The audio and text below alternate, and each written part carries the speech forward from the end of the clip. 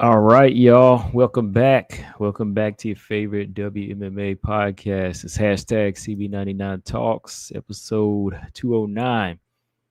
Back in the building, y'all. Hope everybody had a good week.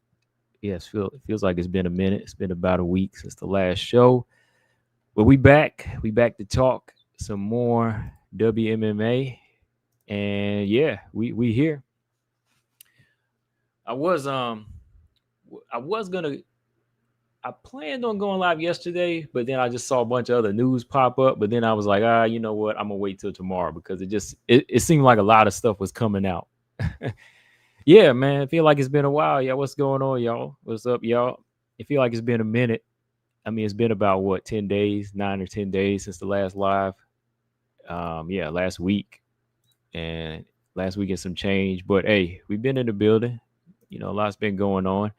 I've been watching fights, of course. I've been watching fights, and it ain't necessarily UFC fights for some of y'all casual fans. All right, like I was watching a lot of LFA. Um, what's the other one? Fury FC. Fury FC was on like on Wednesday, I believe. No, not Wednesday. Sunday. Sunday, because today they had Aries FC. That's right. So there was just fights all over the place, just like a bunch of WMMA fights that kept popping up. So I was, trying to just sit back and watch some, different cards. But other than that, man, a lot of crazy news going on, y'all. Look, we got a bunch of fights coming up. We got to talk about. Oh man, UFC Noche is here. It's here. We gotta see where my girls stand. I said my girls, okay.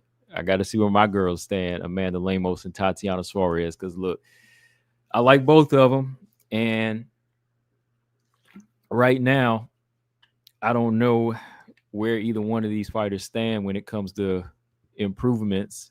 So we will have to just wait and see on Saturday, man. All right. So we got this going down. Also, I got to talk about this other fight, man. I got to talk about this fight between this newcomer. We got to talk about this newcomer, Alice Pieta, man. We got to talk about this newcomer, man. Alice Pieta, the youngest fighter to ever be signed, youngest women's fighter to ever be signed to the UFC. I mean, they're selling her big, man, and I ain't trying to downplay the girl, but I'm just trying to see like what is it, man. I've been trying to do some research and look for fights for this girl, but I'm not seeing a great deal, man. Like I'm not seeing a lot of fights out there. Like I ain't gonna lie, man. It's one thing like if you got Yasmin Lucindo. Say if y'all were promoting Yasmin Lucindo before she got to the UFC, I've been looking at that girl. That girl was a dog at like 15. That girl been fighting since she was like 15, 16. Yasmin Lucindo been fighting that long. Maybe Alice has too, but I haven't seen a great deal, man. Like she's only 6-0, So I'm trying to see like what got the UFC, what convinced the UFC for her to skip the line. Like, I mean, she skipped LFA, she skipped PFL, she got to the UFC before Kayla did. But let me hold that, man. I'm gonna hold my tongue on that. We're gonna save that, y'all. I see y'all in the chat, but we just going through some things. We got to talk about. First off, we're gonna talk about this Laney Silva, man. I believe that's Easy E's girls too. Laney Silva, man. We got to talk about this LFA fight this past Friday. Oh man, sorry, been almost a week ago. LFA, man, my girl lost. All right. Then we got to talk about this Dana White's Contender Series. I'm gonna give y'all my take on this Carol Foro and Chanel Dyer fight again here. We're going to talk a little bit about that because both of these fighters got contracts, but I don't know, man. I don't know. All right. Then I got to give y'all some talk on this Lemos Suarez situation, Alice Pieta versus Montserrat Rendon. And then your girl is making her return, Karine Silva, Macy Barber. It's getting wild out here, man. Not Jasmine and Manon, but Jillian and Lucindo. Got to talk about that. Oh my goodness, man. Fatima Klein and Angela Hill. Ooh, man. That was one I called too. I know I wanted to see Sam Hughes get that fight after Sam Hughes got the finish, but y'all know I was talking about some Fatima. Oh my goodness, Angela Hill gonna get retired, man. Oh wow. We gotta save that though. We're gonna save that. We're gonna save that, man. Let's go back to Friday here real quick, man. Oh boy. Oh boy. If y'all don't watch LFA, y'all gotta tune in, man. This LFA strawweight division is crazy, man. LFA strawweight division is wild sometimes, man. I thought Laney Silva was like another Natalia Silva coming through, but she ran into this girl Aiza Bertolso. All right. And I'm gonna tell y'all right now, this girl Aiza Bertolso, you want somebody fighting like a big fighter? This your girl right here. This your girl right here. She gave me some answers right here. I mean, I was leaning towards Laney Silva, but Laney Silva looked like she was having trouble with this girl's reach. This girl right here knows how to use her reach. All right. I mean, she was throwing some head kicks, body kicks. She had Laney Silva on respect mode. Like I said, I don't know most of y'all watch this, but I was looking at it. I know Easy's a fan of Laney Silva, but Laney was having trouble, man. Laney is short, man. Laney was having trouble. Laney Silva was having trouble with that reach. She could not get on the inside. Like a couple of good strikes here and there, but her speed wasn't enough. This fight here, it was one of them ones where I was like, all right, this girl got to make an adjustment. She got to take this fight to the ground. But lo and behold, Bertolso is the girl that went to the ground here. She's the bigger, longer fighter, but she took Laney to the ground and really put some good work off of her back. You know, just used her grappling off of her back and was able to lock in an armbar so fast, man. Like, I didn't even think the armbar was tight. I didn't even think the armbar was that tight, but as soon as it got locked in, Laney tapping. Laney was tapping. It was crazy, man. I was like, wow, okay, this girl's got both. She's got the striking game and the ground game. So I was impressed. I was impressed with this quick finish by Bertolso. Big strawweight too, man. I mean, she's on like a 20-something win streak. You know, I went online and most of it's amateur fights, but this girl has not experienced a loss in like, let me see. Let me pull up her resume. She ain't experienced a loss in like 5-6 years. You know, she ran through the amateurs. I think lost one time and ran through like everybody she's fought. And now she's 7-0 as a pro fighter. And she looked for the UFC now. You know, after stacking up so many fights in the amateurs, you know, she's like, hey, I'm ready, you know, for the UFC. That was the first thing she said. She was like, hey, you know, I'm ready for that UFC contract. So I guess, you know, based off of her amateur background and her experience, she wants to try her luck at the UFC. But y'all know my thing, man. I'm like, hey, let's defend the belt. You know, let's defend the belt. You know, let's take our time. You know, Bertolso is only 24 years old. Okay, you know, she's in that young age where still gutsy, still learning.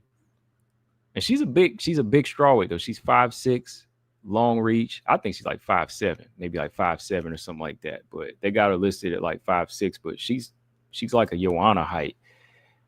And she's got a ground game, you know, good submission game too. I mean, she submitted like, I want to say her last two opponents now, the champ and her last LFA fight, she got a submission win, but she's got some good striking.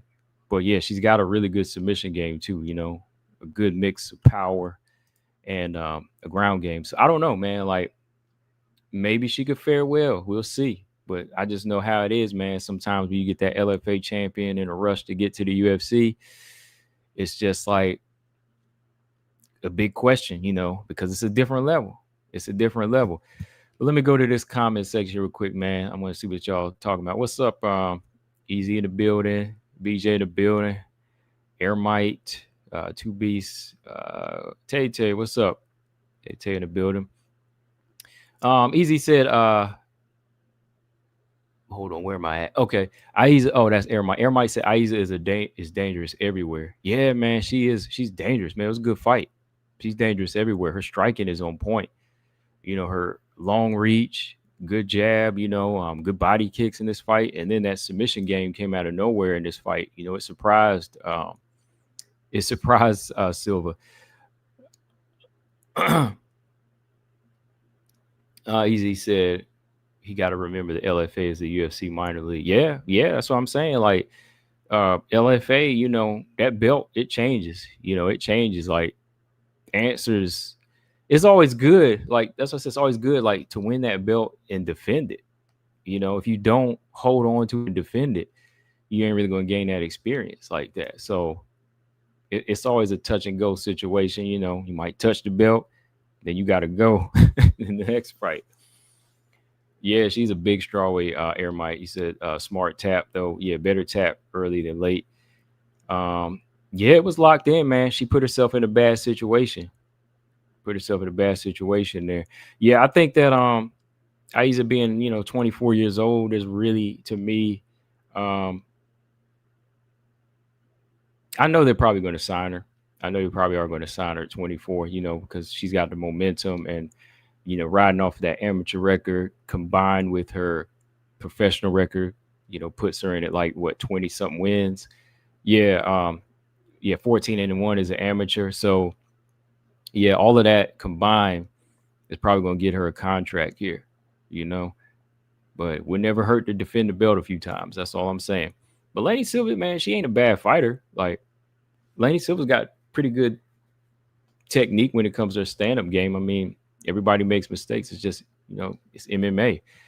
I think Lady Silva definitely has a good, solid foundation when it comes to her stand-up game. I think that she's got that fundamental of boxing and kickboxing. She's able to mix it up. She has good feints, but just kind of goes to show you that, yeah, some of her tactics on getting on the inside and, getting her rhythm down, fighting longer fighters is an issue still, so man, ain't no thing, you can come back from that, lose now and you learn from it later. So it's all good. It's all good. But I got my eye on this girl, though. I'm gonna see what they do with her. I'm gonna see if the UFC signs her. But to me, I'm kind of thinking they will, because after this past Tuesday, a couple of days ago, I mean, Dana White, he been on a like tear when it comes to just like good fights, man. He just want to see people bash their heads in and get their heads bashed in. He ready to sign them. I mean, look, shout out to both of these girls. I mean, they put on a good fight. All right, they both put on a good fight, but y'all know me, man. Like, and BJ always say this about me. He says it's hard to get past my threshold sometimes. Like, I like Chanel Dyer. Don't get me wrong, but would I given her a contract off of this fight? I know people will get mad if I say no. Well, you're gonna get mad. Me personally, I'm gonna put it this way. I'm not mad that she got the contract, but since they gave it to her, well, let's see what she can do with it. Let's see what she can do with it. I mean, that's all I can say. Like, I ain't gonna take it away. I mean, she got it. So me saying she don't deserve it, all this, that, like, or she can get beat, I mean, it ain't gonna change the fact that she got it. It ain't gonna change the fact she got it. I mean, number one, she showed her heart. And number two, she was tough. And number three, this was her first fight at 115. And yeah, number four, she was in it for the long haul. Like, she dug deep. Like, she did dig deep in this fight. I mean, she fought through a cut. She fought through 3 knockdowns. She got buckled once. But dang, that's a lot, man. That's a lot of stuff, man, right there. I mean, when you get in the UFC, that's gonna be, people gonna be looking at that.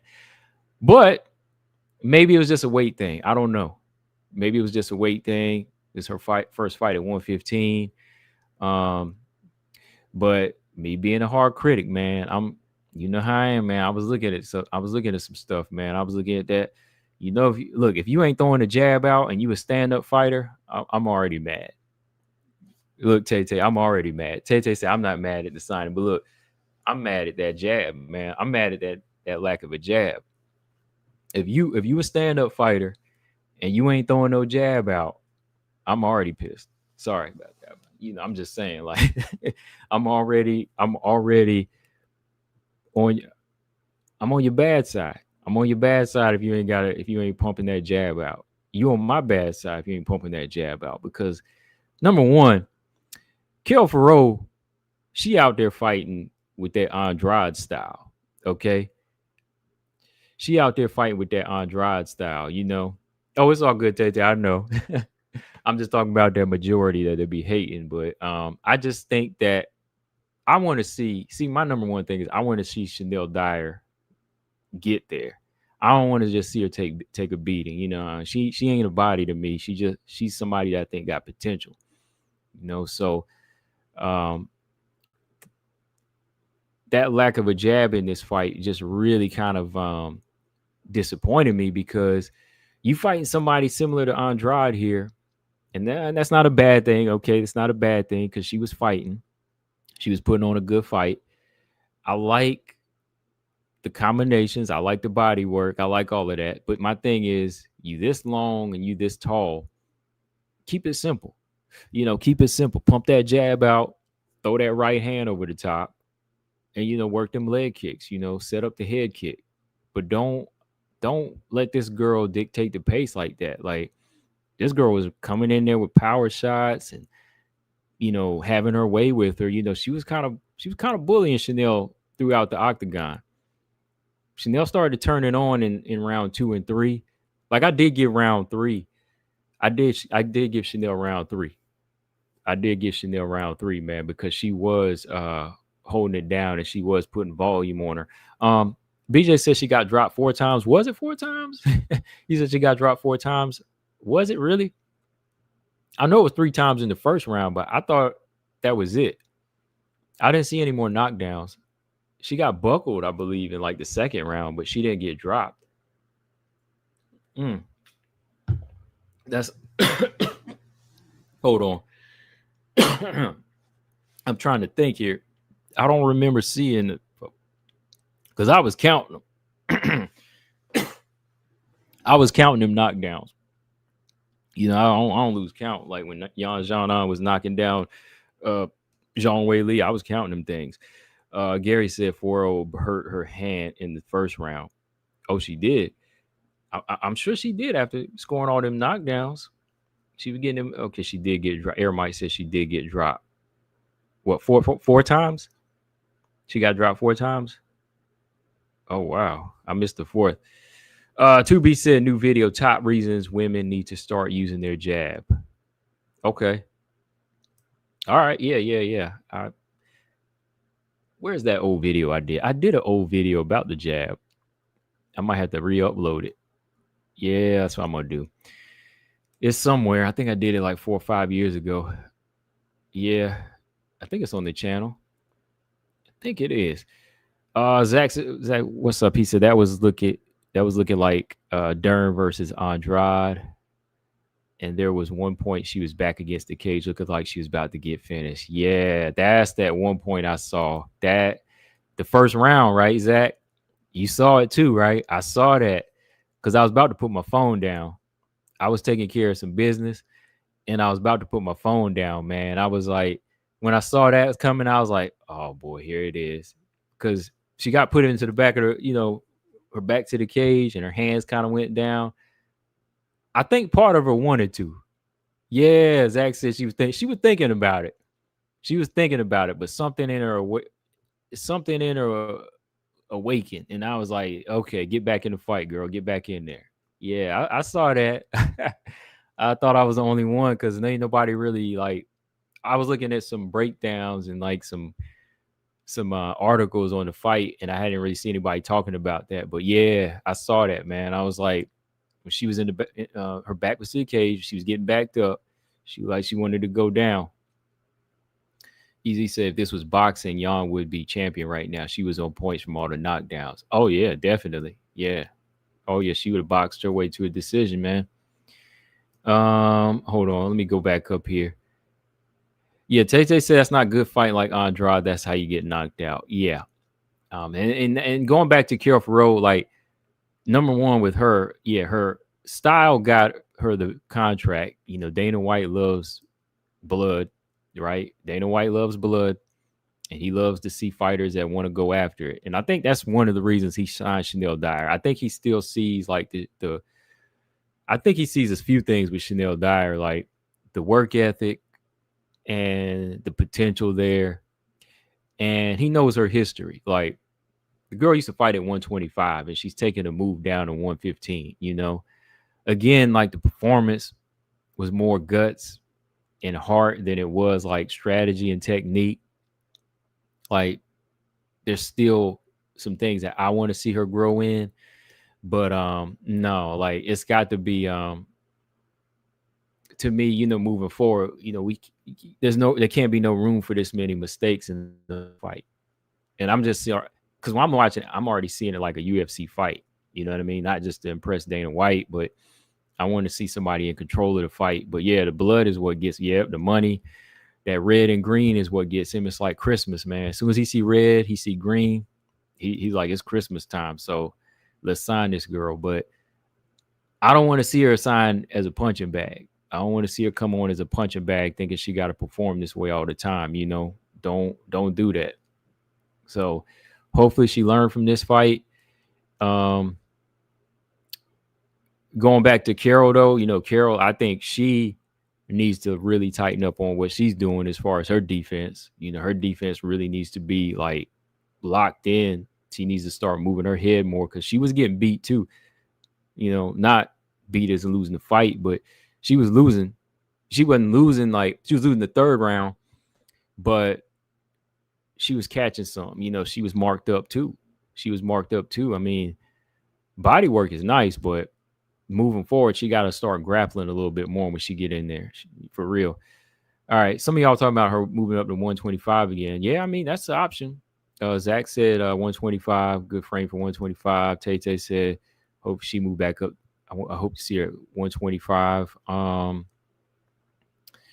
Let me see. Somebody else had mentioned it too. I'm going back up here.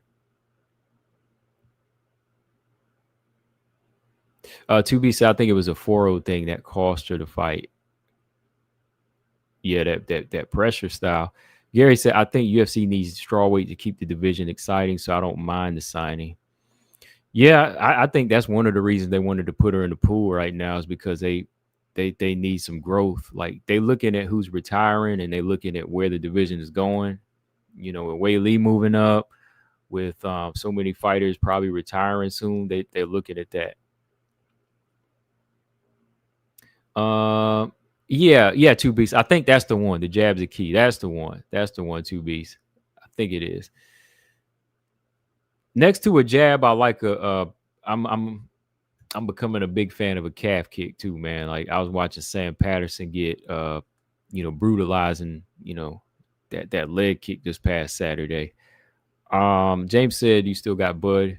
He better be able to take that power and have enough pop of his own to get Canelo's respect. I don't remember. Did I pick Bud? I don't remember giving y'all my pick yet on that fight. I'm not sure. I'm really not sure in this fight. Same thing can be said for Canelo. Like Canelo, man, like he better start using his own jab. Like Canelo throw that hook so much he won't think he need to throw a jab anymore. You know. Air might say Chanel Dyer and Carly Giudice at 125 would be nice. Ooh, I might. That's one. Crispy ain't one to play with though, man. Crispy's a couple of levels above Chanel right now, man. I might have to go with Crispy in that fight. I'm just saying, Crispy, she on one right now, and that right hand is looking good. So I think Chanel Dyer versus somebody like, oh man, what's the one girl's name? Karasketai,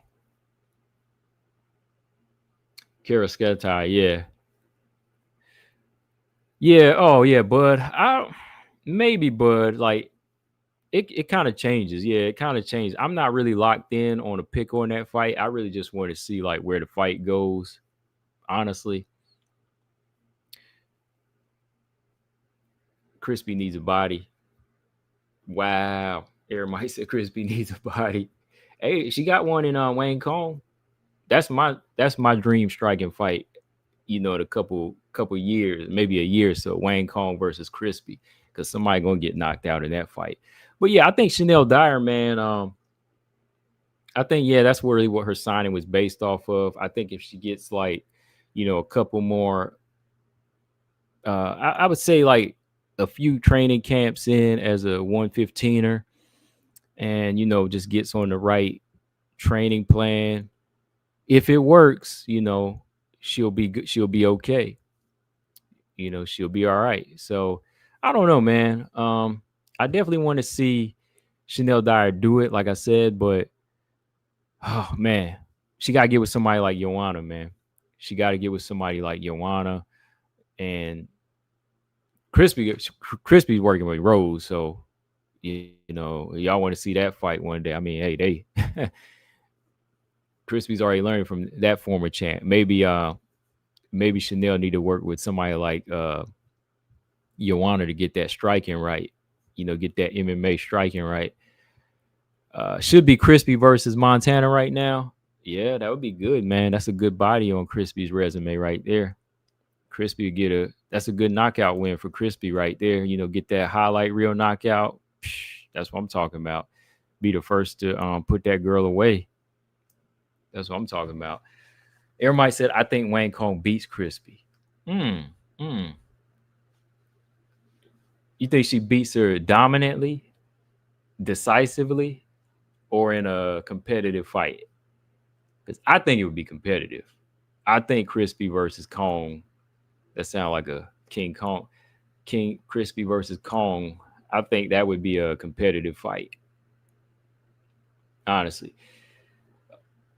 James says, speaking of that, they got the presser starting right now. To me, the power on both ends and ability to take punch would be the key. Pretty much, James. Like, I think that if Canelo can walk through Bud's shots, Bud probably will get finished or probably lose.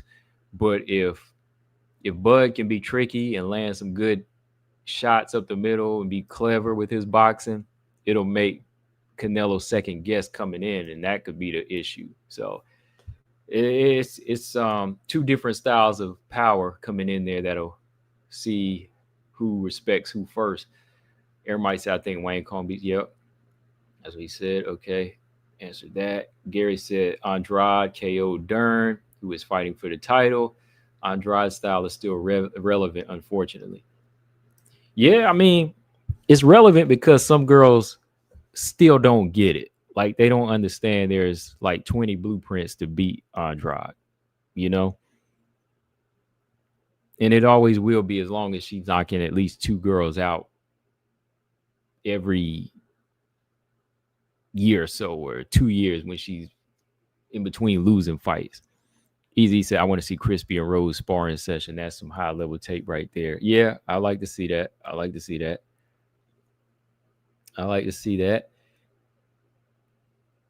Yeah, everybody. Yeah, Crispy Kong. Somebody getting finished. BJ said, yeah, Montana's supposed to get re-signed. Yep.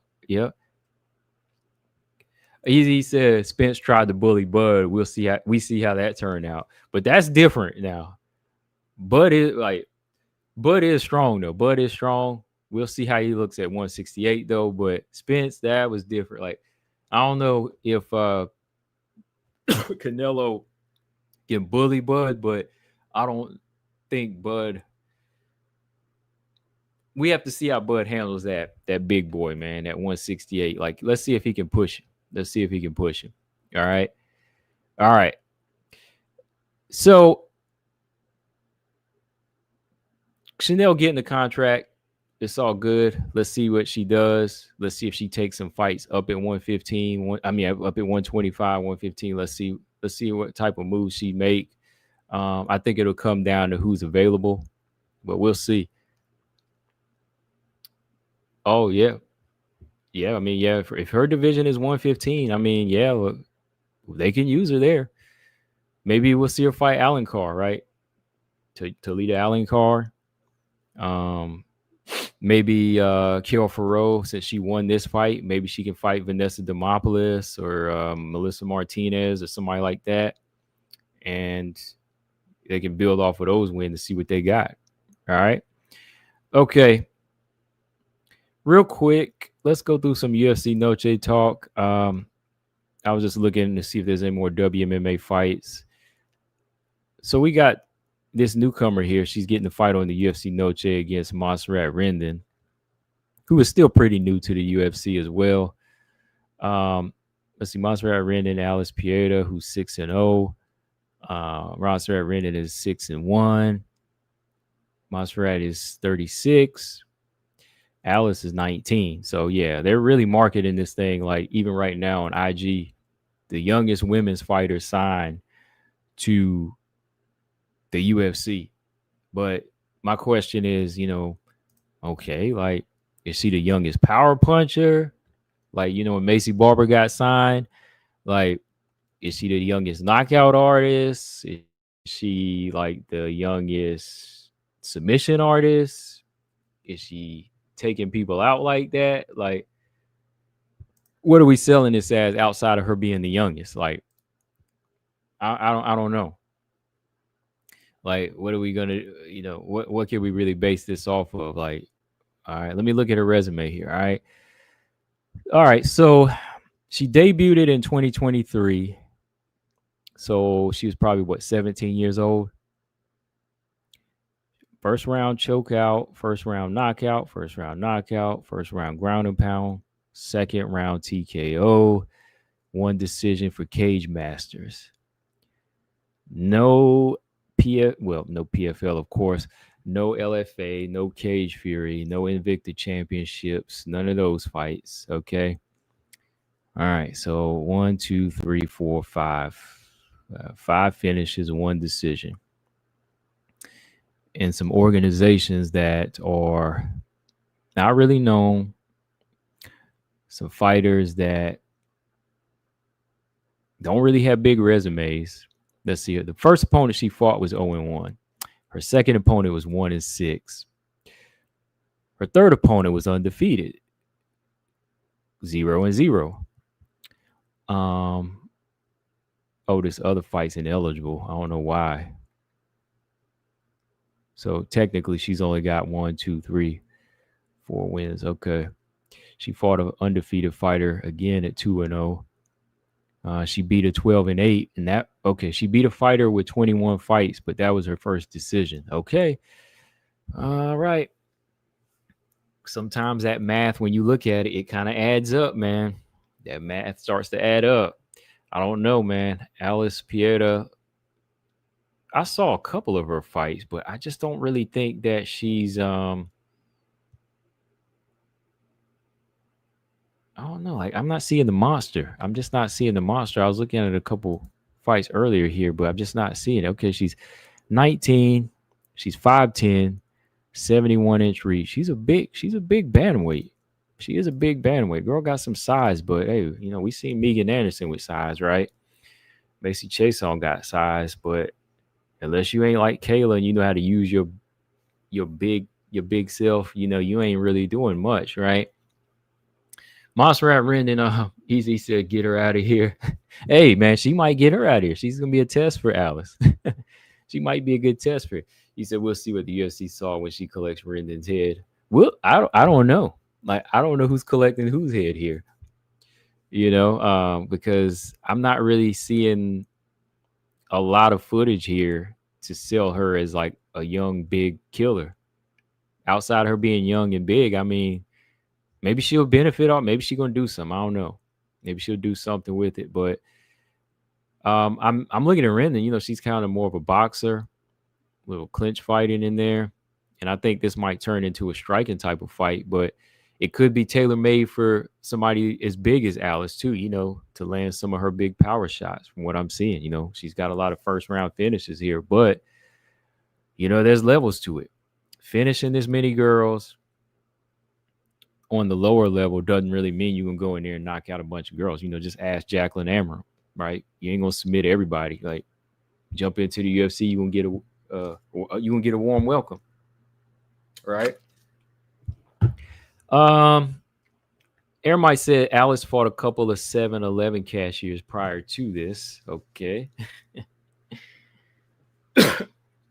And then she had time to warm up her burrito after, right? And get her a Slurpee. Easy said, take it this way. You are who you fight. Putting her against Rendon means the UFC is trying to build her with easy competition. Of course, yeah, they are. But the thing is, sometimes what you think is easy competition ain't gonna be easy competition, right? Because think easy. Remember when they put Jacqueline Amram in there with Sam Hughes? They were selling Sam Hughes short.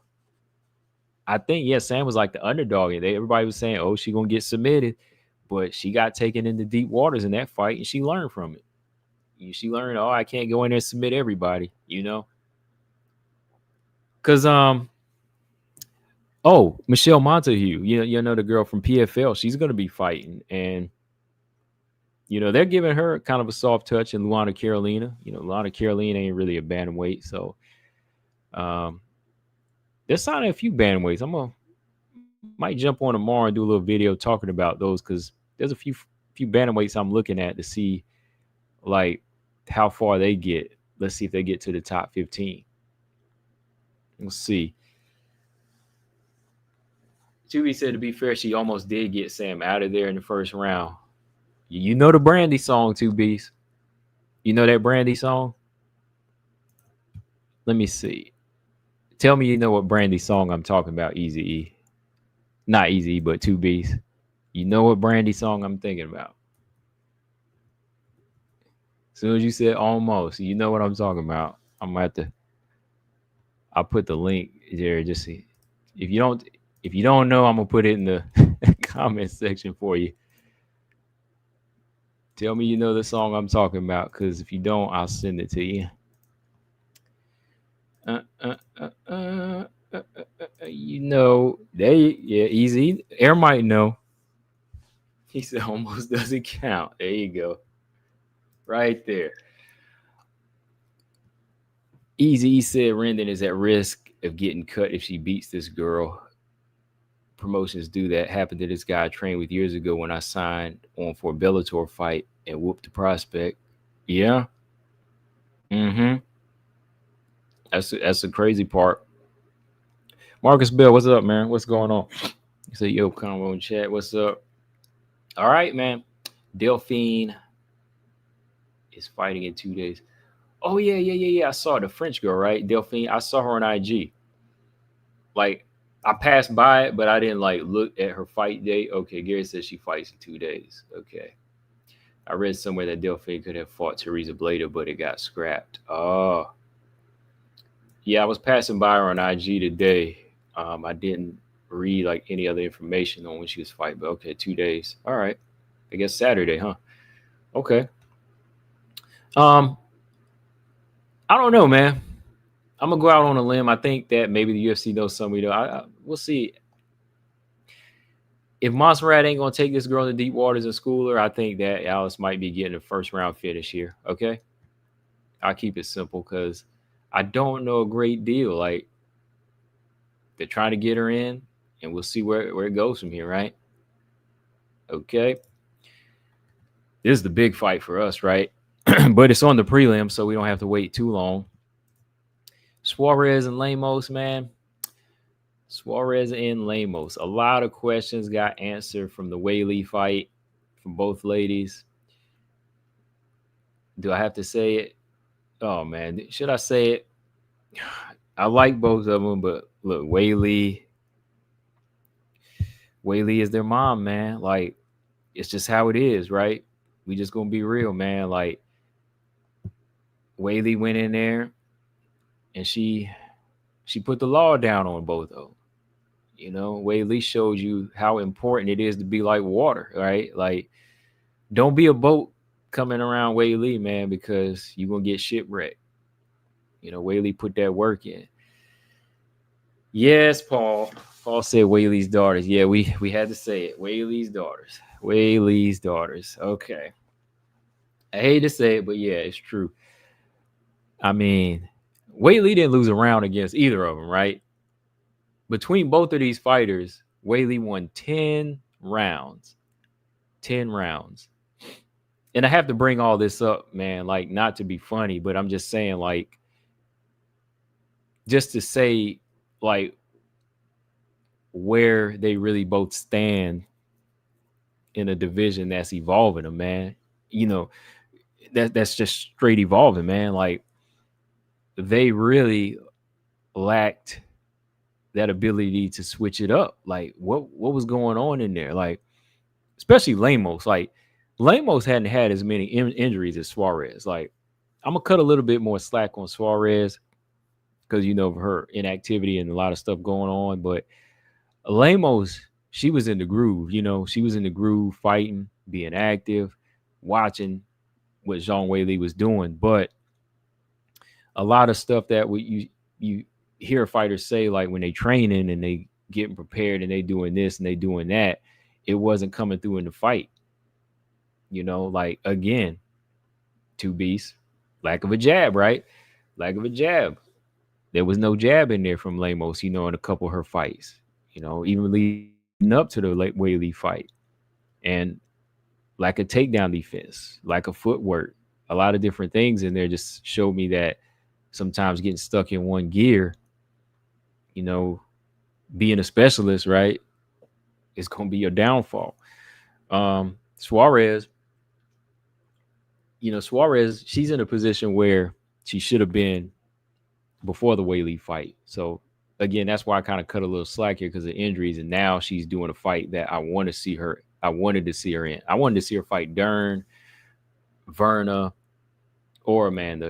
At least two out of three of them fights. I wanted to see where Suarez stood by fighting one of them, two of them at least, because that probably would have answered some questions about how well her striking had come along, man. But going into the Weili fight, man, that showed you, wow, her striking is not championship level. Her well-rounded is not championship level right now. So even with both of these two fighters right here at the top, let's say if Weili didn't move up, I think even after a win here, like it would really be tough to say either one of them could get right back in there for a title shot at any point because there was so many levels apart from what Weili was doing. Yeah, Weili says she's the ocean, Weili's the ocean. You can't come in there and, come in there in your little canoe, or what is it called? A dinghy.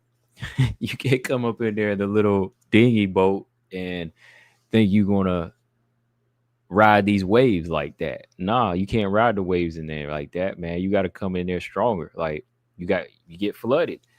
So even like going into this fight here, I'm really just taking it as a fight that I find to be entertaining and growing as far as a couple of levels. But whoever wins this fight, I still need to see like a little win streak put together. I mean, what do y'all think? Y'all agree? Like whoever wins this fight, I need to see a win streak put together before a title shot comes into play.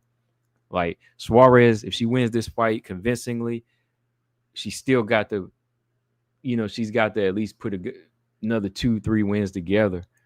Same thing with Lemos getting older too, but I'm just saying, like, at least Lemos got to get at least 2 or 3 and look good, man. Like, seriously, you got to stop some of these contenders coming up. You got to stop Jillian Robertson from coming up. I mean, whoever. You got to fight Yan Zhang, both of them, So, and that's just me talking.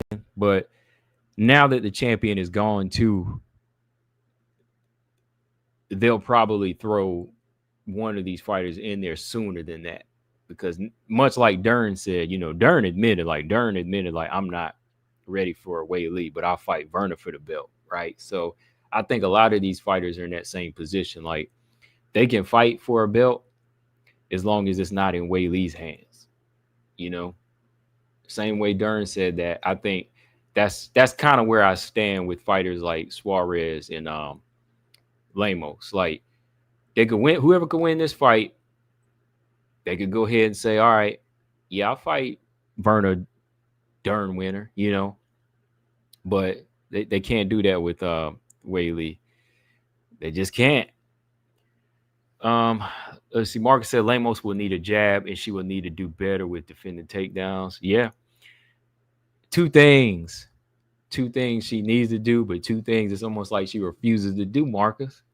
It's almost like she refuses to do it, man. I be screaming, man, like I don't be screaming, but I'm just saying, like, I be saying that when I'm watching these fights. I be saying it when I be here on these live streams, man. Like, how hard is that, man? Like, if Lemos jab, like, you know, if she just had like a good straight Joanna type of jab and just surprise fighters with that power, she would knock more people out, man. Like, she didn't even get a knockdown on Whaley though. You know, that's what's crazy. Like, Whaley dropped her with the right hand. You know, so I just think that that lack of two weapons there is what cost her in these fights: jab and a takedown defense, jab and a good sound sprawl. You know, because I think Suarez is going to be coming in there strong. Then when Suarez does take some power shots, she's gonna come in there strong, man. She's gonna be looking to get this fight straight to the ground. Like, I think Suarez is definitely working on her striking, but she's not gonna spend too many rounds on the feet here because it's too risky, you know. Easy said, I also think Suarez's confidence is shot. She went from it girl to target. You said you think Lemos wins this fight. Okay. Dang, everybody said I'll go with Lemos too. Oh shoot. Let me look at that poll I put up, man. Well, y'all are in the minority there. 83% for Suarez, 17% for Lemos. I'm not picking this fight. I'm not. I'm gonna watch this fight. I'm just gonna sit back and watch this fight. That's what I'm gonna do. I'm gonna pull a BJ like BJ did on that Dakota and Samika Inaba fight. He knew Dakota was gonna whoop Samika, but he was like, I'm gonna just watch this fight. I ain't picking. So I'm gonna do the same thing here. You know, I'm gonna say Lemos and Suarez. I'm not gonna pick in this fight. I'm gonna take a page out of my Aaron and Tyler. Yeah, Aaron and Tyler matchup. I don't think I'll pick in this one. Easy says Suarez seems like a pipe dream these days.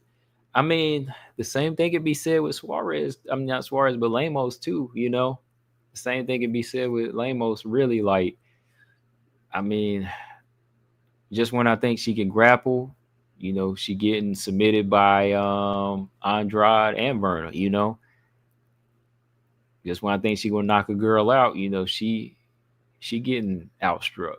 So I think the same thing can be said on both here. That's why I think that neither one of them are really going to be like championship material here or title contender off of this fight.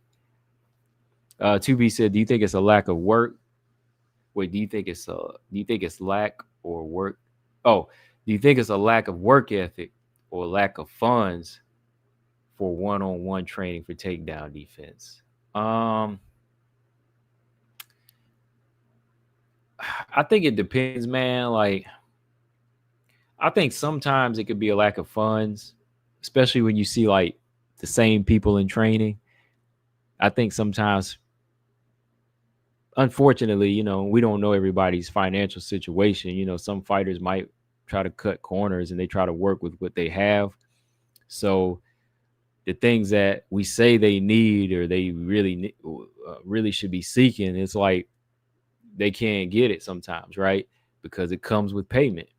You know, especially where you training at too. Like, if you training in a certain place and you don't ever want to leave there, then you ain't gonna really get people to come to you unless you paying them big money or unless you paying for the ticket to go wherever it is, you know. So I think sometimes it's a lack of funds, because I hate to say lack of work ethic, because some of these fighters be working, but sometimes that work ethic might just be comfort too, you know, and just want to work on what they want to work on, and that's it. But yeah, I guess it kind of depends on who the person is, who the fighter is in this situation.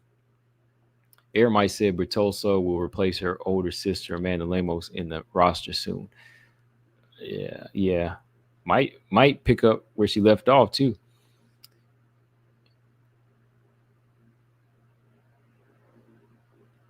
Yeah. So with that, I think, yeah, I'm gonna go and watching this fight. I'm gonna just watch this fight here. I am not gonna pick, okay? I think it's gonna be good. Honestly, I could see it going 3. Yeah, I could see this thing going 3 rounds though. Not gonna pick it this fight though. All right, what else we got? What else we got going on? Oh yeah, y'all heard this, right? Y'all saw this, right? Kareem Silva posted this up on IG. It's going down December 6th. What is that? UFC 323. Macy Barber and Kareem Silva, huh? Hey, at least Macy Barber is coming back by 2025 and not next year, right? That's a good thing. All right, y'all. Before we get the Macy Barber jokes, let's stop the Macy Barber. All right, she's got to fight, right? She's got to fight. We're gonna just keep it with that. All right. It's good to see Macy Barber lined up for a fight. December 6th, UFC 323. All right. That's the first fight announced on the card. More than likely, it's probably. I was going to say it'd be on the main card, but it might be on the prelims to teach Macy Barber a lesson, right? And Kareem didn't necessarily look the best in her last fight, even though I thought she won. Excuse me. Oh, wow. That water go down the wrong pipe. Yeah, but okay, Barber's back, and she deserves this fight. By that, I mean she don't deserve a top 5 fight. She don't even deserve a Rose fight. She deserves somebody ranked lower because you didn't show up for the last fight. And again, that might, of course, might not been her fault, but still, you held up a main event, so you fighting the number 9, right? Because I was thinking they might reschedule the number 7 against Rose, but nah, let's go deeper than that. Let's give you the number 9. Let's do Kareem Silva. That's fine. Kareem Silva, she need this type of work too, though. Kareem, she need this type of work because she is the type of fighter that I think has to be busy. You know, she's got to be busy because if she ain't busy in there, you know, she ain't growing. Like I think Kareem Silva she's got a, unlike Natalia Silva, you know, Natalia Silva is more of a fighter that has a style that fighters can't catch up to. But I think Kareem Silva is still trying to figure her thing out as far as where she needs to grow. You know, I think she does a little bit of everything, right? And not everything is where it should be. So I think Kareem Silva has to stay busy with these type of fights so she can work on her striking, work on her grappling. Her jiu-jitsu is on point, of course, but what is it if you can't get a fighter to the ground? You know, what is it if you can't get a fighter down to the ground and get him where you need him? Just like Mackenzie Dern, right? Mackenzie Dern had that problem. You know, her wrestling ain't on point sometimes, and you running straight in reckless. Fighters with good takedown defense will stuff you all day. You know, so I think this is a good fight for Kareem because yeah, she did win her last fight. I stand by that. You know, I'm like, I thought Kareem won. Kareem Silva won the fight. You know, Deanna Barbosa had her moments, but she gave it up. You know, she gave it up in round 3 for sure, and on round 2, she didn't impress the judges. So with that, I think Kareem definitely has that going for her, where she knows how to control. So really, man, when I look at this fight, let's see. He said, "Let's get a poll going." Hold on. Yeah, let's do a little early pick. Hold on here. Yeah, when I look at this fight early on, I'm just looking at somebody like Macy Barber and Kareem in the past, where they kind of start slow. Somebody's gonna have to start their strategy early. You know, Macy Barber, again, man, like knockout power, but can I say she can finish you? Macy Barber can finish you, but it gets harder to sell her as a knockout artist, man. It really does, like, because the knockouts ain't coming like they used to. You know, like her style ain't really evolving with the knockouts. You know, with the power. Let me put it that way. All right, here we go. It ain't really evolving with the power and and the styles and the girls on the come up. So I think that we need to see Macy Barber start to really fight behind her jab a little bit more as well, especially when you a southpaw. That right jab is effective, man. Like that's one of your best weapons, in striking, like boxing, whatever. Like I think that Barber, if she's able to build off her jab, that left hand goes down the pipe. She got power in both hands. Her clinch game is getting better too. That's where it'll get interesting because Silva, she'll like to clinch, right? She'll like to get the fight to the cage, but Barber, when she clinches, she be dropping elbows. She's really fighting gritty in there. That's a style I always wanted to see. To me, I want to see Barber and Jasmine fight at some point, man. Barber versus Jasmine, that would be a good fight. You know, Barber and Jasmine, that would be a good fight. I want to see like who's like who could get tougher in the clinch, man. That would be crazy. But this fight here, man, like Barber has good kickboxing, good form, but I'm really like curious as to see where she takes it. Like if she gets in that situation on the ground on her back, because Karine is that good. Like when it comes to submitting you, I think especially against girls who don't really have like a good solid jujitsu background. Because I think Deani Barbosa, since she had history with Karine, was actually a little bit better on the ground than Barber. That's why she was able to get some reversals and almost submit Karine Silva and surprise her. Like Deani Barbosa has good takedowns. So I think a lot of that is what kind of nullified.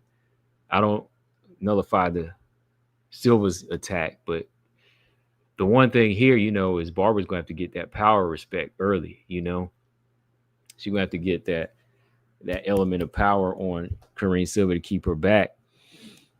Zach says she never straight knocked anyone out, only TKO. Right. Yeah. Like she's hurt a lot of girls, by WMMA standards, like early on, like Jillian Robertson, JJ Aldrich, then Ebos was the last one. Right.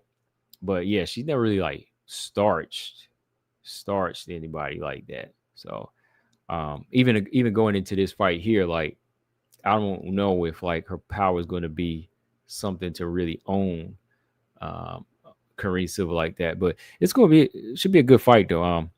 Paul said Jean Silva is lame.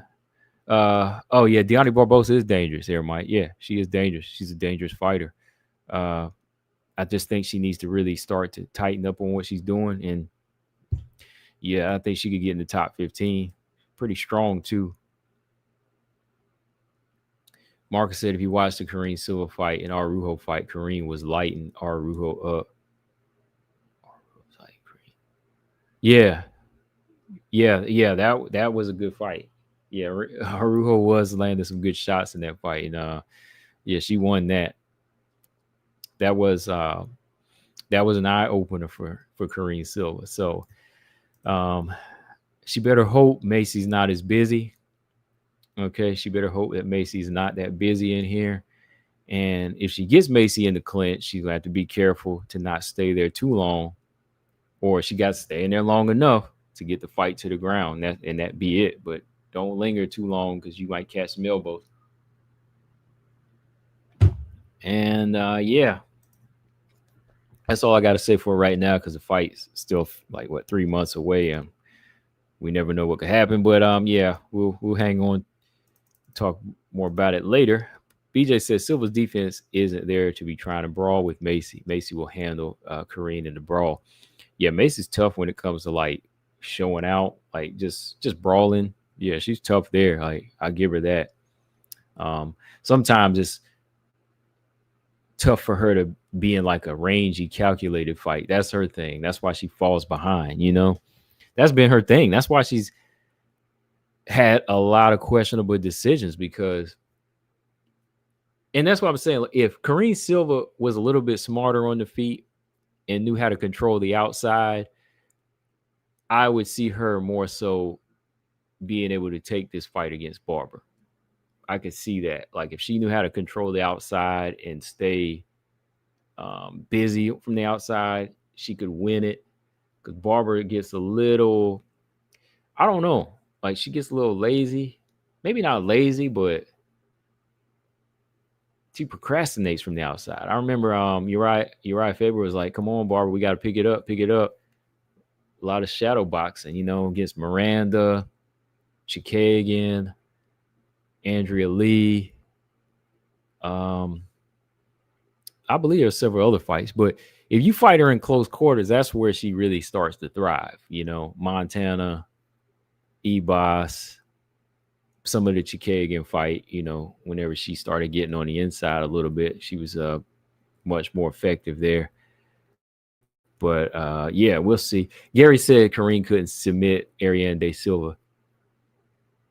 Nah, like Ariane De Silva was on her game in that fight too, especially with her power. Like that power was kind of keeping her, it was kind of keeping Kareem Silva respectful, and her takedown defense was good too. Paul said the only thing that concerns me is whether or not Macy is mentally tough right now. I think she has the skills, but I'm not sure where her head is at right now. Yeah. And being in the top 15 right now against these girls, whoever you fighting, man, it's going to be like, you got to be ready, So I hope her head is on straight, because it don't matter who you fighting in the top. That could have gave her Wayne Kong, man. Ooh, you imagine that? Like, what if she was fighting Wayne Kong right now? Like,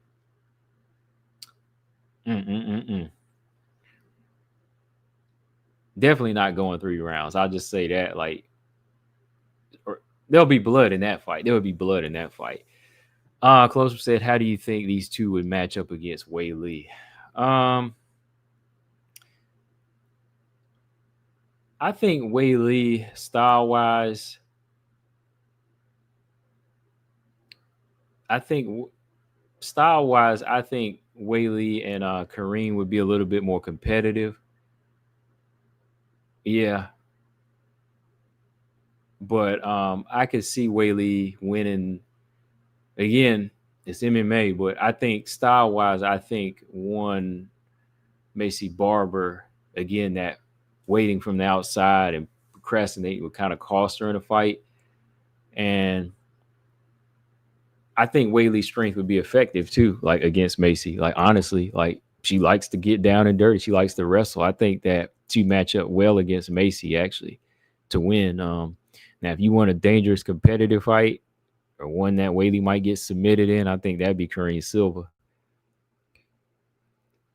Because I think, Wei Lee being athletic and strong might be similar to like Alexa Grasso's approach,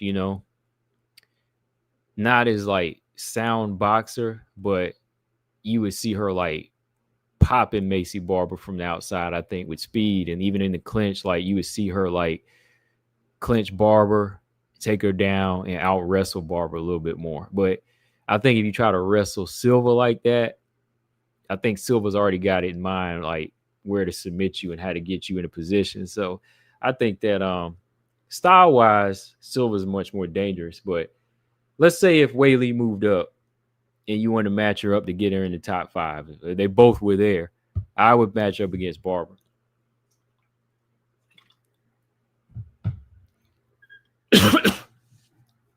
You think she beats Barber and Aaron?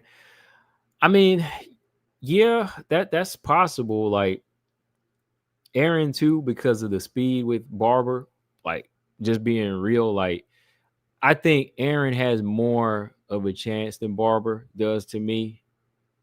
But again, there's been a good solid improvement with Wei Lee's like use of her strength and her rhythm in her body that I don't think a lot of these girls have really felt yet, because the Wei Lee fighting at a higher level, she's kind of forced to get better because that's what she wants. Like she learned from fighting and losing the best. So I think that those are fights. Like, yeah, if you wanted to come into the division right, those were fights that she could win. She could. Everybody said people are sleeping on Kareem Silva's sleep submission game.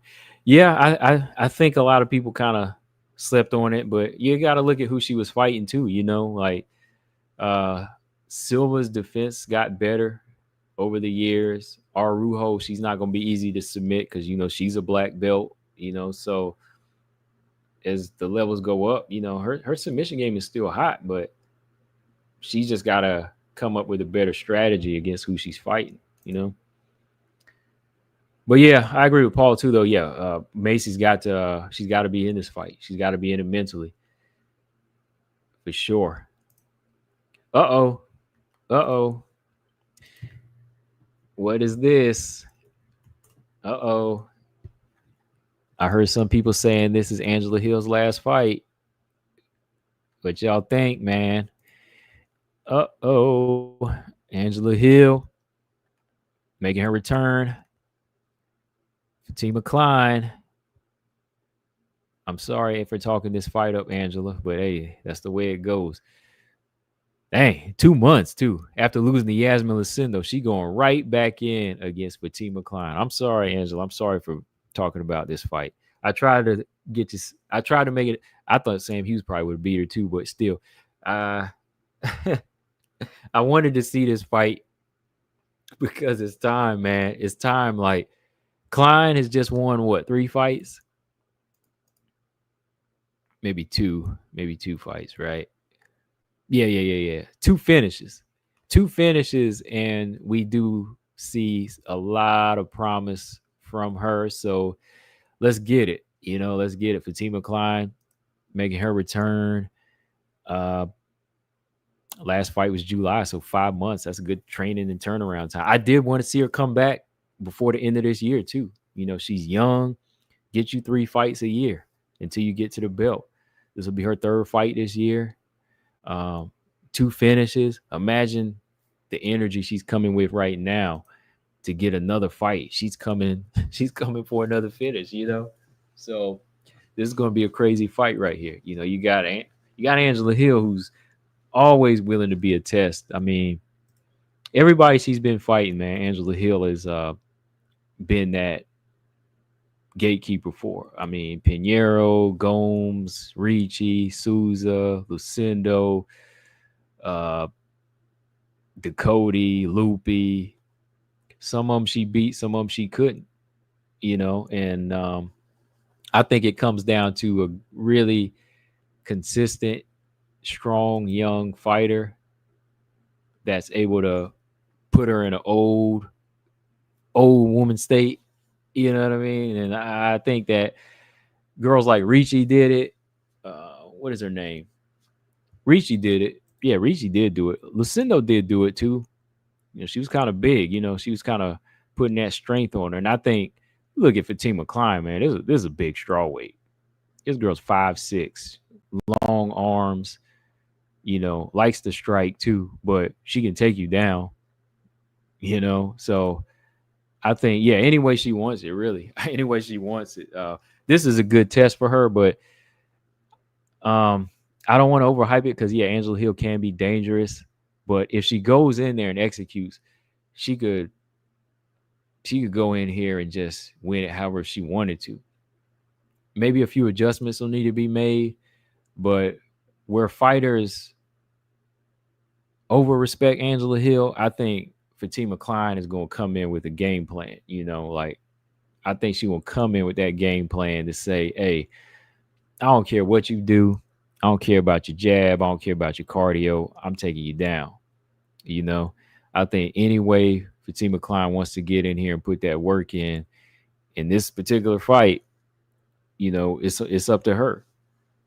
She's got that right hand, got some good power. I would say, yeah, but the only thing we probably need to see is just like how well can she handle a jab coming back at her.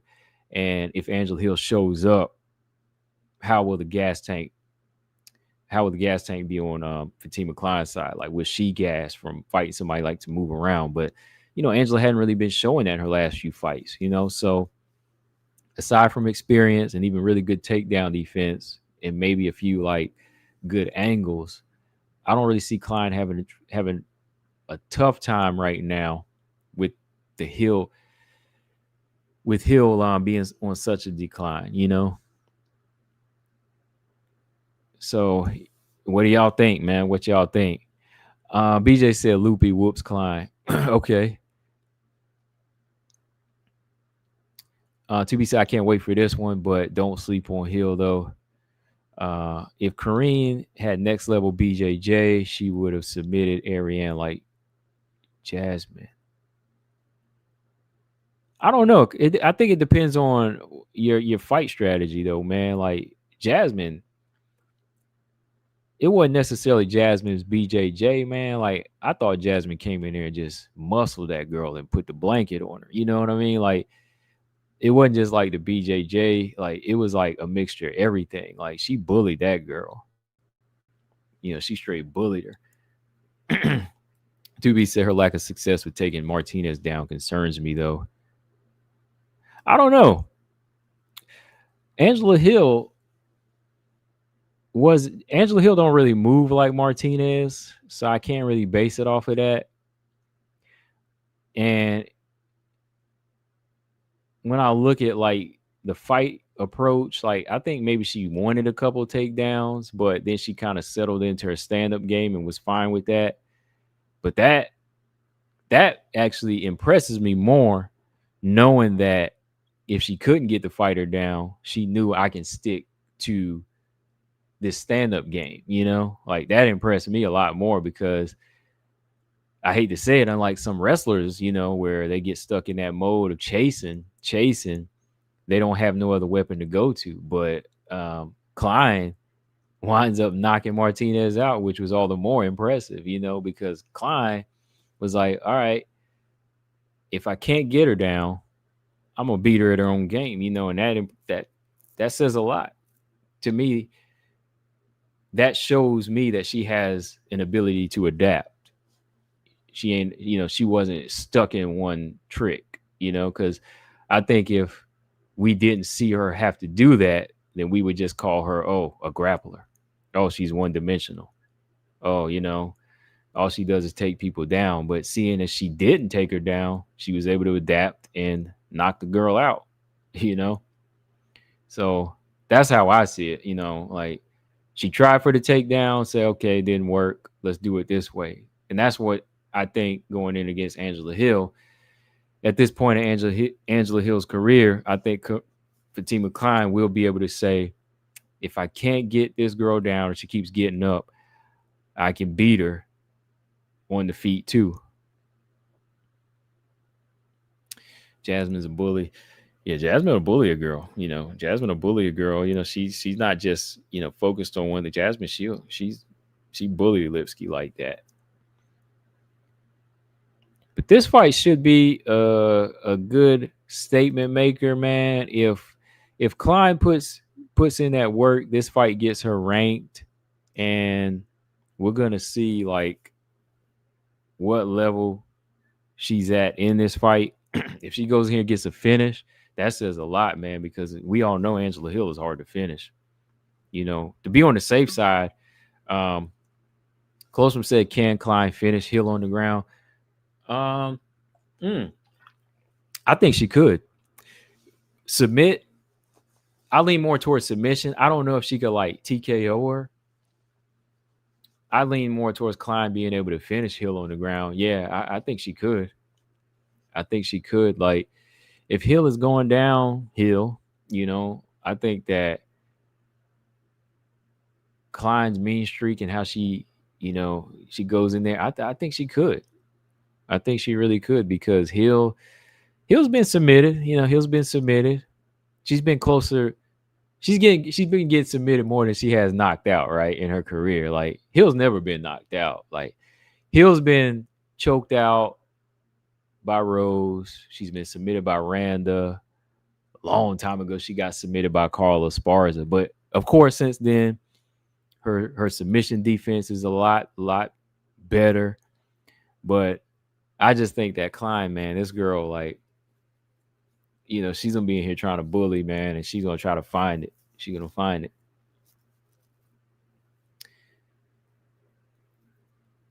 Kareem's BJJ is better, but Jasmine's wrestling is superior. Right. That's the best way to put it. That's what I was getting at on that question earlier, Air Mike. Yeah, Kareem's got better BJJ, but Jasmine's wrestling is what really broke they Silva down to get the finish. Right. 2B said Verna and Dern couldn't. No, they couldn't. They sure couldn't. Yeah, they couldn't finish her, no. Gary said Klein gets a decision. Probably. It's possible. Yeah. Hill has subs now too. She's ADCC Hill. She finally does, right? How many subs does she got? She subbed Luana Pinheiro, right? Yeah. Gary said Manon Styles on Jasmine. She better. She better show up, man, because Jasmine's not playing right now. Jasmine is not playing. Jasmine is a big threat right now to any girl that's stepping in there, whether it's her or Aaron or Grasso. Ooh, what do y'all think about that, man? Do y'all think this version of Grasso could beat this version of Jasmine? And I'm not trying to say Grasso is a bad fighter all of a sudden. I'm just saying like where they're at mentally. Does Jasmine run through Grasso right now? Colossus said, if Klein beats Hill, who do you think Klein should fight next? Let me look at the rankings real quick. Let me look at the rankings. If she went like a split decision or like a very, very close fight, I'm going to be mean and say Klein better fight down because that's how I am. But if Klein gets the big finish, she'll be number 12.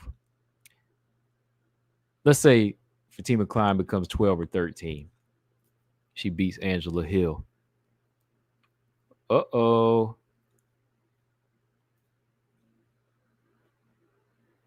Andrade is number 9. Why not, right? Andrade is number 9. Well, let's see. Fatima Klein, let's say she's number 12, right? I put it like this.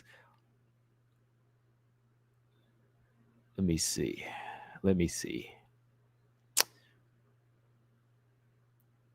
Nah, forget. I don't want Andrade. Andrade's already been passed around like that.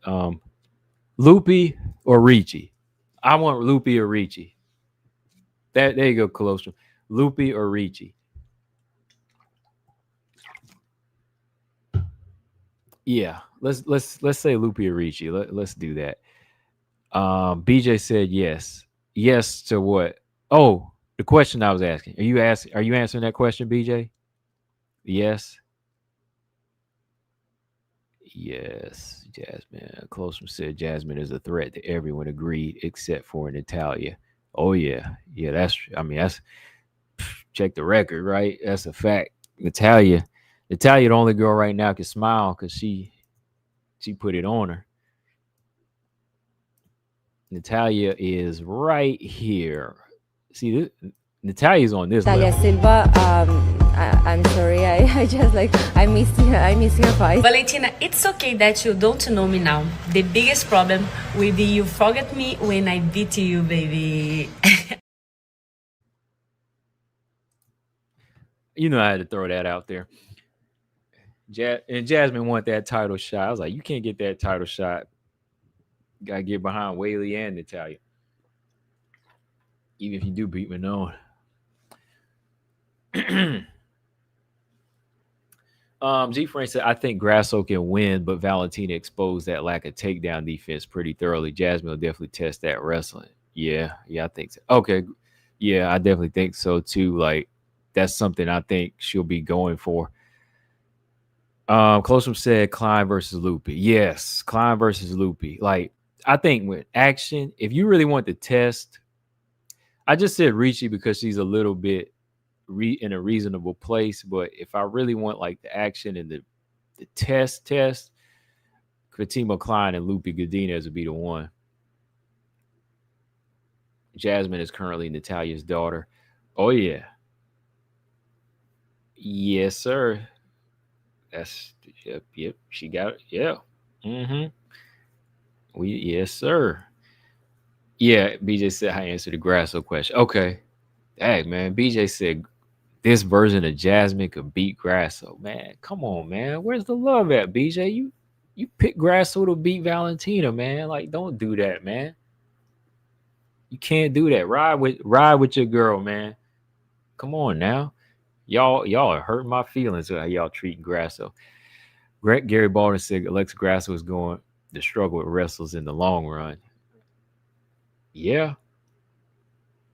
That was one reason I thought she was gonna beat Valentina was gonna beat her, man. Like in the first fight. The very first time I was like, I don't think Grasso is strong enough to handle takedowns and she gonna get out muscled by Valentina. But Valentina kind of got pulled into that striking match, caught a couple of hands and she was kind of taken out of her funk, kept trying to spin kick here and there, and then Grasso submits her. And when she was taking Grasso down, you saw the success. So that's the kind of game plan I thought. So that's why I was sticking with Valentina throughout all of these fights. But dang, man, y'all think Jasmine gonna do her like that? Close from say I gotta admit, flyweight, strawweight is heating up from top to bottom. Oh no, man, you for sure, it is heating up. Close from said flyweight and strawweight is heating up. Like we already know flyweight is hot, but low key strawweight is starting to pick up again. Like I'm watching again, man, because we got these new girls signed. This girl that just fought LFA, Bertolso, she's probably going to get signed. You got Fatima Klein. Your girls are fighting this weekend, not this weekend, in a couple weeks. Loma's fighting Thynera. You got a lot of talent coming up. So yeah, it's heating up. And then flyweight from the bottom, I'm watching Crispy, I know everybody watching Wayne Combs, but I'm over here watching this girl Crispy do her thing. So yeah. Anyone know how good Jesselyn Chavez is? Speaking of strawweight heating up too, man. Like I know, look, we didn't ask for this fight, but it's reasonable, right? Speaking of strawweight, look, this is still a reasonable fight. Like I wanted Jan. I was being greedy. Jan, I mean, Jillian's number 10 and Jan is number 3, right? So ain't no problem with this level. I mean, this is a good level for Jillian. It'll turn out to be a good fight, I think. I mean, I just hate to see prospects right here fighting again, because I think Lucindo, she's in a good place. I would have liked to see her fight maybe like the winner of Suarez and Lemos, whether she lost to Lemos already, but still, or Jan, not Jan, because I wanted to see Jillian fight Jan on, but this is still a good fight. I think they really want to test G-Rob and see where she stands. She's got a lot of work ahead of her as far as just being champion, but contender-wise, she's getting close. She is getting close. Gary said I can see Grasso losing to Tracy Cortez. Oh, yeah. You mean if she takes it to the wrestling, right? Yeah, Air Mike. Montague got signed. Melissa Croden got signed. I'm going to come back on and talk about that stuff later, maybe tomorrow afternoon or something if I got some time, because there's a few bantamweights that just got signed that I had to catch up on. What is this girl you talking about? Maybe I know her by face. What is her name? Jesla Chavez. Hold on, I got to pull her up. Jesla Chavez.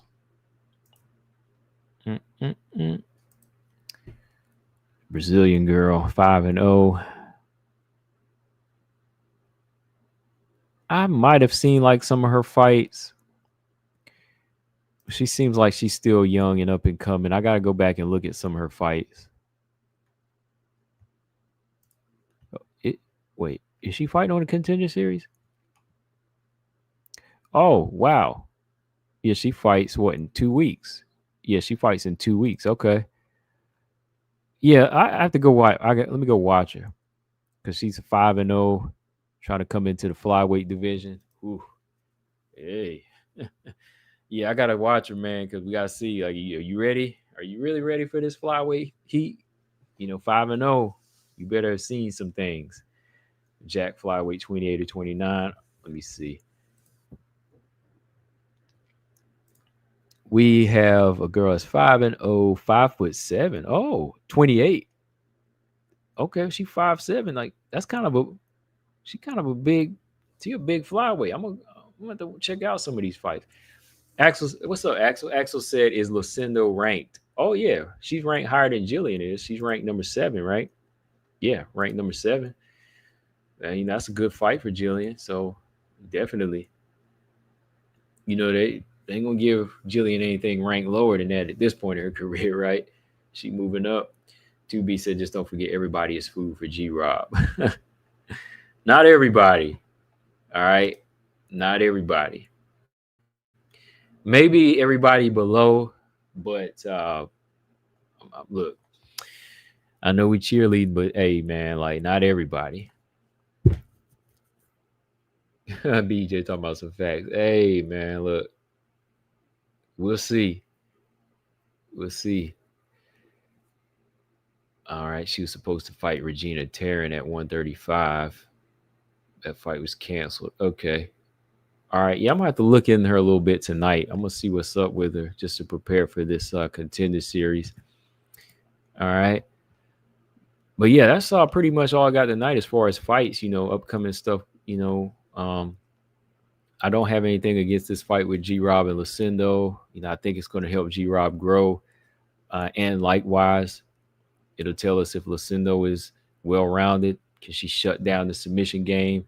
Can she match Jillian Robertson's energy on the ground with ground and pound? If G Rob put Lucindo on her back, will Lucindo stay composed, or will she start thrashing and get all squirmy? If G Rob full mounts her and ground and pound, G Rob works on the ground. So I'm like, Lucindo ain't seen that yet. So that's a question. But on the feet, Lucindo is a problem. I think Lucindo could be a problem. She's got good calf kicks. She got a good hard overhand right. And I think if she wants to, she could keep it standing. Colstrom said, early lean pick. Whew. Okay. Early lean pick.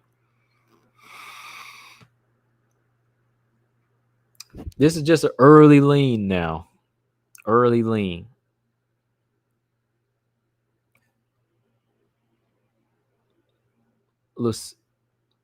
Early now. Lucindo.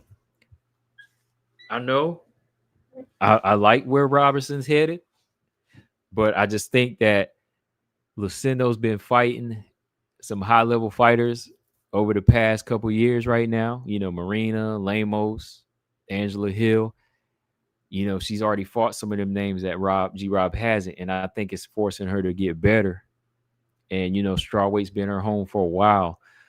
I think youth and strength is on her. Colossus said, I'm just saying, man. You pulled this out of me. I know you wanted an early lean pick, right? This ain't my full pick yet, but early look. I know BJ gonna have some smoke for me here, but hey, I'm just saying. G Rob is on the right path to getting the title contender, but this is here, man. You're dealing with a young, budding fighter that knows a little bit of everything. So that's just what I'm looking at from my standpoint right now. Come on with it, BJ. I know BJ got something to say. Ermite says she's got an Alice Pieta kind of record. School teachers, cashiers, hairstylist on her body count. Oh, okay. Axel said, Combo, do you think Alice Pieta is UFC ready? Oh, you missed it earlier, Axel. I was talking about that. I really don't think so, man. Like, number one, at 6-0 or 5-0, I haven't seen all of those fights. And a lot of those regions that she's been fighting at are not even on the LFA or Cage Fury level or Aries FC level. And really, if they just depending on age and size, that's not much to go on. So based off what I'm seeing, I don't think so. Like, if we look at how they treat other fighters that are former regional champions and former Invicta FC champions that don't get signed. I mean, I'm I'm I'm judging it. I'm judging it under this same. I'm looking at it the same way. I'm judging it on the same criteria, man. So Alice, to me, off of what I'm seeing, is not UFC ready.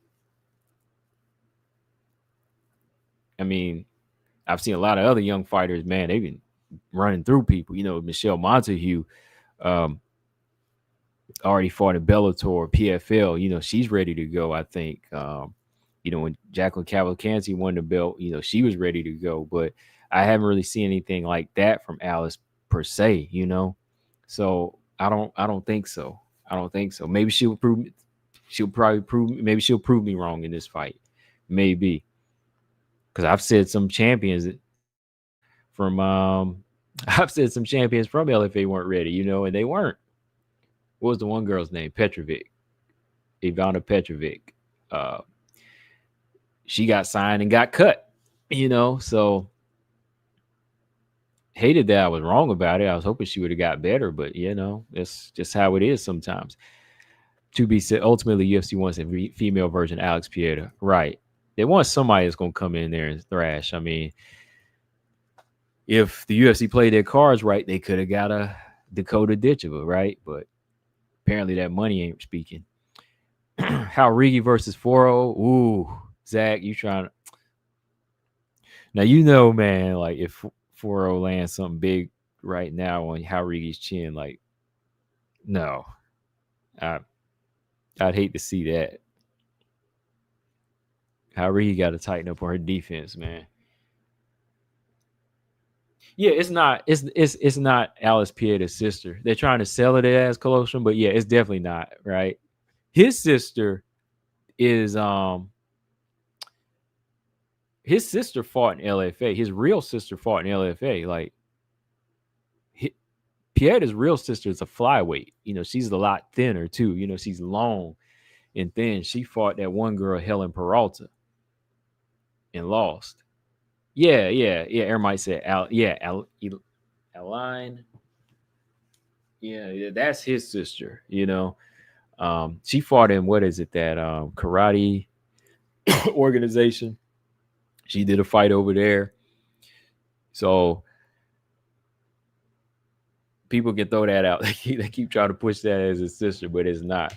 But with the name, it's gonna be a market employ though, to think, oh, all these Pietas are psychos. I just saw psycho right there. But yeah, they're gonna think they're like power punches and killers because it's so big. Oh man, my girl Cheyenne Bowers beat Pieta too. Aline Pieta, man, she's fighting this weekend. I almost forgot. Cheyenne Bowers and Mackenzie Stiller, they're both fighting on the same card. Two fighters that I keep up with. I'm a fan of, but need to interview both of them, man. So shoot, but yeah, they're definitely fighting this weekend too. So I'm gonna tune into that. Well, tomorrow, Friday, for LFA. So yeah, beat Mackenzie Stiller and Cheyenne Bowers. Yeah, she beat Aline Pieta whenever they fought. So she is, flyweight that's been around for a few years now. But on that note, y'all, I'm about to get up off of here. UFC Noche starts at 3 p.m. for y'all on the east side like me, like Colostrum, I believe. Eastern Standard Time, 3 p.m. UFC Noche is 3 p.m. I'll probably get on for the Suarez Lemos fight. If y'all want to hear me screaming at somebody for not throwing a jab, come on and watch me fight Lemos. Watch me call the Lemos Suarez fight. Silva's Revenge 2026. Man, how long y'all think Silva's going to have to go? That's my last question for y'all. How long do y'all think Natalia Silva is going to go without a fight? Do you think it's going to be 9, 10 months? Do you think they'll throw a rose her way? What do y'all think? Is she going to have to fight down like Barber? Do you think she'll want to wait? That's a big question right there. Those are some questions. I feel like Rendon. L said, I feel like Rendon is gonna put that grown woman strength on Pieta. To be honest, okay. I mean, yeah, it's possible. I mean, because this girl ain't felt nothing like that yet. You know, that's why I don't. I don't know. I don't know what they're basing on. It's one thing. Let's say if she came in with a style like Dakota, you know, and her record was like Dakota, and she was fighting in tournaments like Dakota. And she was a 19-year-old that had done all this stuff already. But at 6-0, like I could barely find any of her fights. So I'm trying to see what type of VHS tapes the UFC had to see the fights on, because them things ain't on YouTube. Them things on tape still. Y'all know what tapes are, right? Because even the quality I saw of the Alice Pieta fight, it wasn't very good. So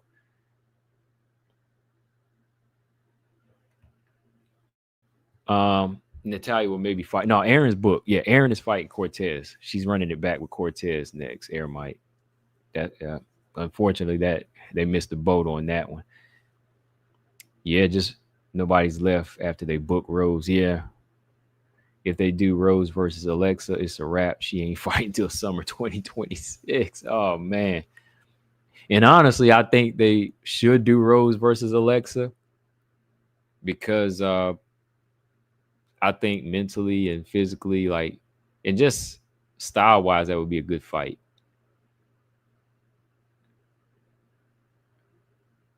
I don't know if Rose is ready for that though, man. Like if Rose is really ready for that Natalia type of smoke, man.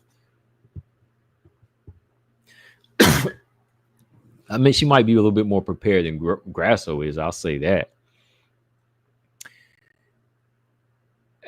Everybody said Alice Pieta might be the "we got Dakota Ditchev at home" for UFC.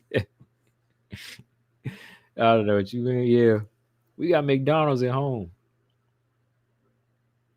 Got your slice of bologna and white bread at home. There's your McDonald's. G Frank said, I seen some of her training highlights and it's not good, pure size. Oh boy. Oh boy. I'm picking Montserrat Rendon. And if Pieta happens to win, it might be like a big power shot, I think. I don't know. Gomes might sleep Chanel Dyer after watching Dyer Foro. Very, very highly possible. Very highly possible, because that overhand right was taking Dyer down. And the left hook. Dyer got dropped 4 times. Man, BJ said she got dropped. I counted 3. I got to go back and watch the fight, man. I got to go back and watch it. Axel said, imagine they do a rematch. Oh, Valentina Whaley. So I can reply to your question. Natalia will probably have to fight the winner of Manon and Jasmine. Yeah, she might have to. Like in the spring of 2026.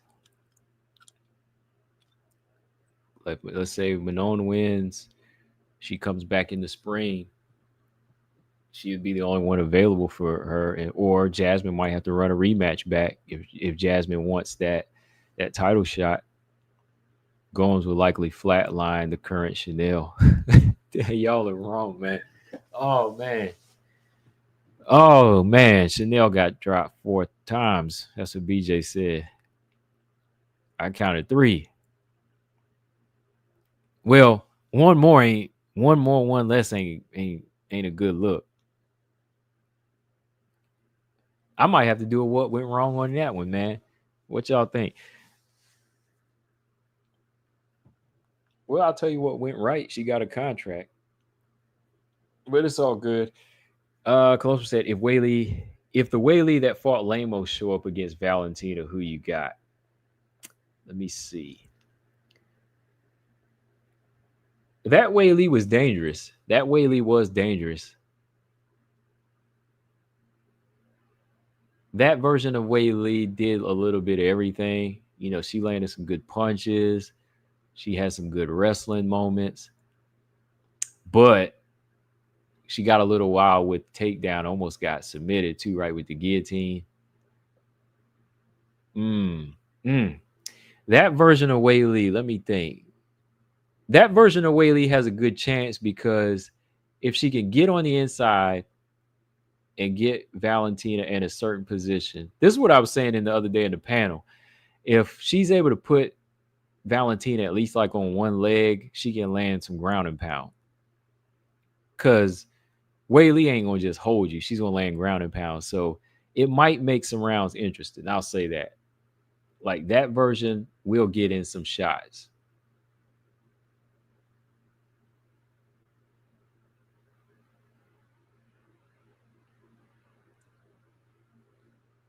Where do I line? Where do I line up to sleep on Cortez? Behind Airmite. Uh, how Riggy versus Chanel Dyer could be a banger. Yeah, that could be a good fight. Or what's the girl's name? Stephanie Luciano. She's a striker. 2B said, I'm thinking my strawweight threat list will be Thynera, Amram, and Klein. Oh, how I really want to make a strawweight threat list. I really do. Right now, it's really just Klein. And at flyweight,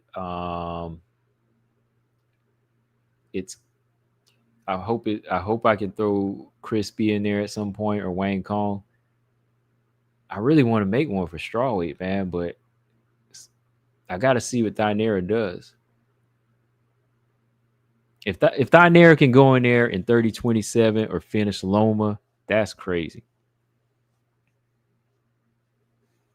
Yeah, Luciano don't have a lot of power either. No, like she's tall and lean like Bruna Brazil, but I think Bruna Brazil got a little bit more power. But you know, Jacqueline and Tisha should be Amram and Tisha, about time for Tisha to get in another fight too, because a lot of young guns gonna be gunning for her ranking. I kind of wanted to see Sam Hughes fight Tisha Torres in a rematch because that first fight didn't really. That first fight was like 5 years ago, and she had Sam had to stop because of an eye injury, and a lot of things changed since then. So I would give her another shot at Tisha there, just because of the way everything's working out. But yeah. On that note, y'all, let me get up off here. Shout out to everybody in the chat. Catch me on Saturday for Suarez Lemos, and maybe the rest of the card. But we definitely going to talk about this Alice Montserrat fight if Alice go in there and get slept, man. We want to talk about that. Might get on tomorrow. We'll see. Sorry, I ain't been on for like a week, but there's a couple other fights I wanted to talk about too. So yeah, we'll see. Just keep my girl Thynera away from Gomes. Oh boy. I don't know, man. Thynera got a good ground game. She got the ability to take fighters down, so she might know how to handle that. Jacqueline is fighting. Yeah, Jacqueline's fighting Mizuki next. Yep. Yes, she is. Jacqueline's gonna fight Mizuki. They got that signed ready to go. No, Axel. You talking about Cavalcanti. Jacqueline Cavalcanti, not Amram. Jacqueline Cavalcanti is fighting Myra Buena Silva. He's talking about Amram. Jacqueline Amram, the BJJ submission artist, man. Yeah. All right, y'all. Yes, sir. I am getting off here. Catch y'all maybe tomorrow, like I said, or Saturday for fight night. Hit that like and subscribe. And catch y'all on the next show for sure, though. The WMMA mashup on Tuesday. Let me close these things out right here. And let me look at that last poll. Natalia Silva. No, Karine Silva. I spelled it wrong. Karine Silva, 58%, and Barber, 42%. Ooh.